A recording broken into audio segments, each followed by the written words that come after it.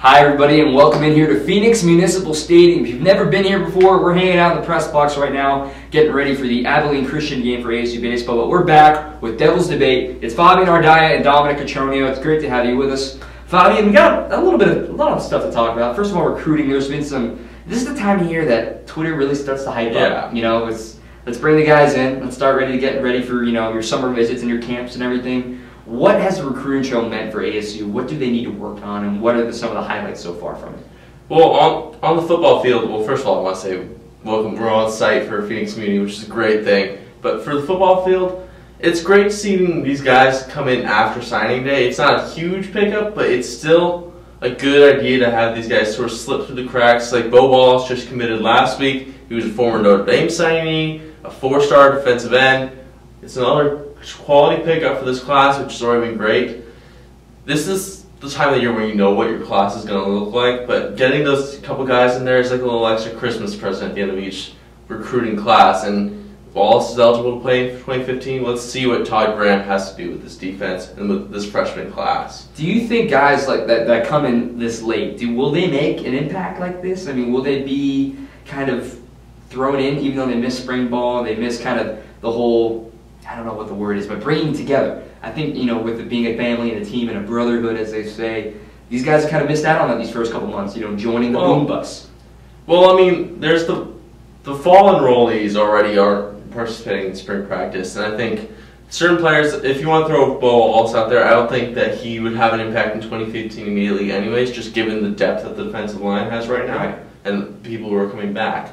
But certain players, say like Bryce Perkins, who's coming in the fall, he's already been in the recruiting system and he's sort of been familiarized with ASU. Bo Wallace isn't really as familiar, but I don't think it's as much of a disadvantage because Bo Wallace is a guy who's probably going to sit out next year. He's going to have an entire year under that and he'll be fine starting in 2016. I think he'll be productive starting then. We'll have to see how it goes. I just don't think that, yeah, these are the big recruits to get, as in, like you said, slip through the cracks. I just don't think you can put too much stock into them right now because there's a reason they slip through the crack.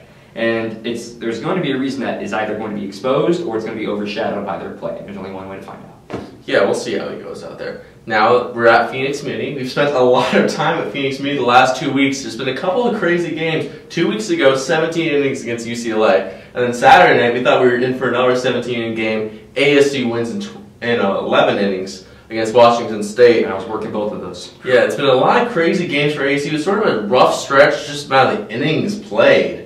It's sort of taking a toll in this bullpen, which Tracy Smith said last week. He doesn't really have much of a bullpen. And what have you really seen out of this ASU team the last couple of weeks? Well, yeah, he doesn't have much of a bullpen, but granted, his starting pitchers are doing their job. Yeah. I think that they've really kind of made it easier on that lack of a bullpen. You look at Ryan Kellogg, you got back-to-back starts that go 9 innings.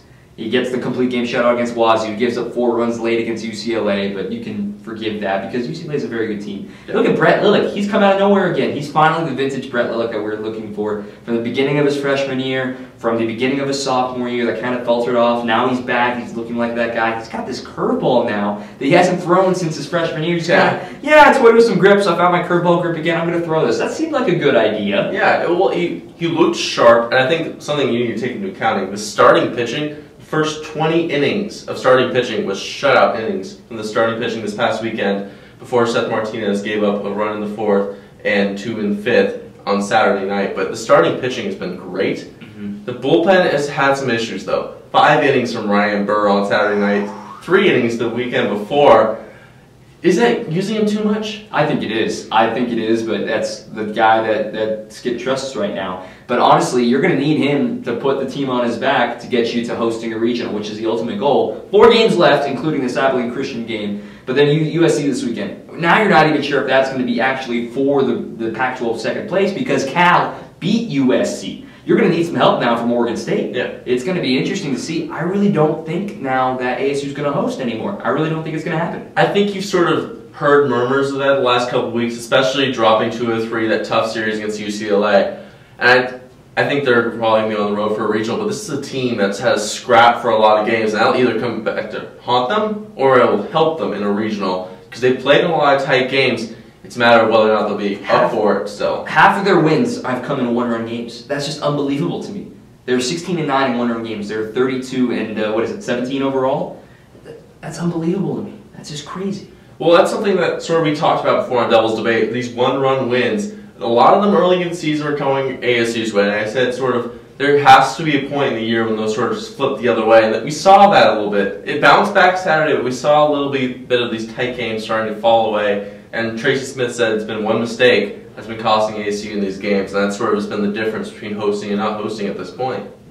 Well, now, there was a cool article put out there today on ASUDevils.com. You gotta go check it out, the no-fly zone. The no-fly zone. Every defensive back will be part of that. Well, who do you think is the next guy to be on that list? I mean, there's 5 guys lately that have really been kind of asserted themselves as some of the best DBs in the country, and they've come from ASU. Who's next on that list? I think the best defensive back ASU has right now is Jordan Simone.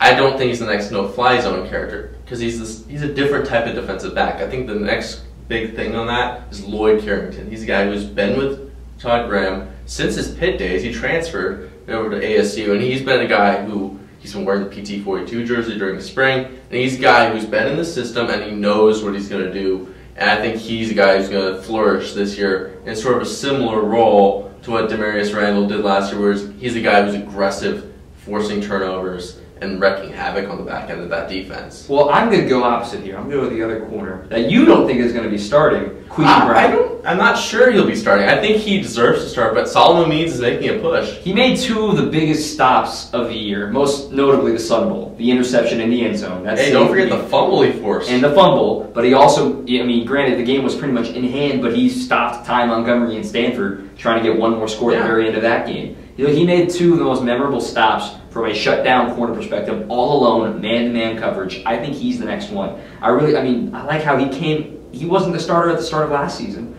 and he came in, earned it, and he continued to earn it the rest of the season. It's got to be Queasy Brown. Well, I mean, he's improved a lot since when he first came to ASU. He dealt with injuries this spring. That's why Solomon Means sort of opened up that spot. I think Queasy Brown actually does end up with the starting spot, but Solomon Means, Queasy Brown, Lloyd Carrington, this entire secondary is in good hands. I just think Lloyd Carrington's the next star. Queasy. Well, speaking of breaking hearts for quarterbacks, broken heart for ASU softball this weekend. They made it to the regional, the Baton Rouge regional. They won their first 2 games against Nebraska and LSU. In a 1-0 game. Yeah, Brianna Maha was unreal this weekend, but then they dropped the final 2 games to LSU on Sunday, including a walk-off to get eliminated for their season. In the 9th inning, in extras. Yeah, it's the second straight year they've won the first 2 games of the regional and they dropped the last 2 to get eliminated. But Brianna Maha, I think, is the biggest statement you get from this weekend. She threw 385 pitches that entire weekend. She threw at all, but I think it was 1 2/3. Yeah, 1 2/3 innings all weekend. Wow. Now, here's the thing, though. I think this season was very good for ASU softball, considering what they had coming in. Considering what they had coming back, yeah. But the thing is, it's scary to think they could have been better. Obviously, they're not going to. You can't look back, but the loss of Kelsey Kessler really turned out to be a big blow. Everyone was like, oh, we don't really know much about her. Look, she had 2 postseason appearances. Granted, yes, Maha has 4 state championships. It's not college softball on the road in Baton Rouge and an SEC opponent, a top 10 opponent. It's not the same. And I think that, yes, they had to shoulder her for a lot of, the need that they needed, or the need that she provided. It just wasn't enough in the end. I think you needed the experience. Amber Freeman had a great series. The seniors all had great series. Bethany Kemp drove in the 1 run. She had the double against Nebraska. The ones who had the experience had the best series overall, and I think that's what hurt ASU in the end. I think, let alone experience, they needed pitching depth this week. That's what I'm saying. Kessler, they needed depth. They relied on Dale Rindack and Brianna Maha all year. And that was basically their only pitchers they relied on. And I'm worried to see how this team looks next year. I think they'll be fine on the pitching staff with Rindack and Maha coming back, but they're losing so much offensively. So much offense. I mean, you lose your 3, 4, 5, 6 hitters. That's hard to recover from. But I'm really excited to see the development of Sashio Palacios. I think she's going to be a star next year for this team. She's the video bomb queen. She's already the video bomb queen, but I really think that she's going to let her play start coming to talking next season. Yeah, I think next year will be another sort of developmental year under Craig Nicholson. I think that there needs to be patience. Don't call for his head, guys. That's ridiculous. There needs to be patience with him. Yes. I think he took over a situation that's very difficult to take over from, taking over for Coach Myers, who is incredibly successful at ASU. And now he's successful at Auburn. They're in the Super Regionals. Yeah, it's just a matter of Give him a couple years. Let him bring back this program to where it once was. If not, then go ahead and ask for a new coach. But I think he's done an excellent job so far. Well, now let's move over to another sport that actually plays right behind Farrington Stadium at ASU Karsten. Jon Rahm is the Ben Hogan Award winner this season, the nation's top collegiate golfer. First ever from ASU, which is saying something. Which is some pretty crazy company. That's 4 straight from the Pac-12. He beat out 2 other Pac-12 competitors.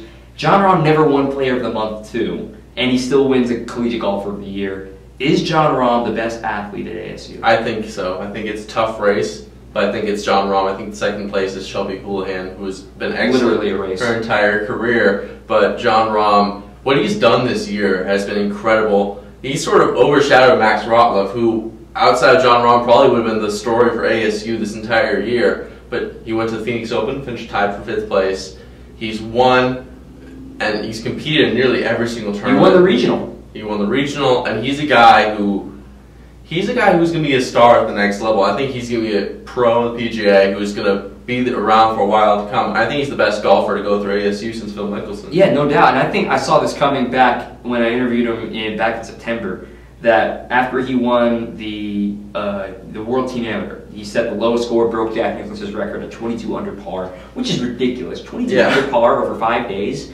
Holy moly. But I saw the fire in his eyes. The way we were talking, he wanted it. He wants to win, and he is a true competitor. He wears his heart on his sleeve. That is exactly what you want in a star golfer, and I think he's next. I do think, though, he's the best male athlete, overall athlete, though. I give it to Shelby Houlihan. All right. She deserves the credit because, granted, cross country is now a sport, and track is not a sport that gets the recognition that it deserves and the glamour that it deserves, considering how gritty it really is. I know ASU golf is still going on this season, but look out for next year. Jon Rahm's coming back, and Max Rottluff. That's probably the best 1-2 punch in college golf. It is the best 1-2 punch in college golf.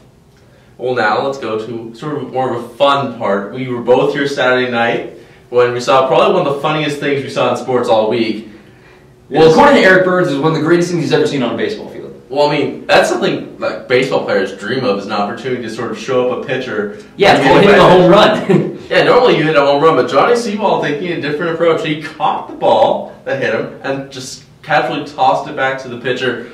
I think that's something that's it's amazing, honestly. It's rarity on a baseball field, and I think it really didn't have much impact on the game, but it was just a crazy thing to have happen, and sort of another wild thing of what's been a wild year for ASU baseball. I think it was a lucky play. I mean, you could see, Johnny gets hit by pitches all the time. He's now, I think, 6th or 7th in the Pac-12 and getting hit by pitches this season. But I mean, he comes in, he gets it inside, and I think as he tries to move out of the way, he realizes the ball got lodged, and he just naturally kind of tossed the ball to him. It wasn't meant to show him up or anything, but I think once he goes down there, pretty cool doing it. And then when you could see Fred Knorr, our first base coach for the Sun Devils, smile at him, kind of like, you realize what you just did? And I don't think it's set in for Johnny yet, and we'll find out. I mean, you see, it's gone all over the place. It's been on Snapchat, it's been on ESPN, it's been around the world, it's been on the Today Show.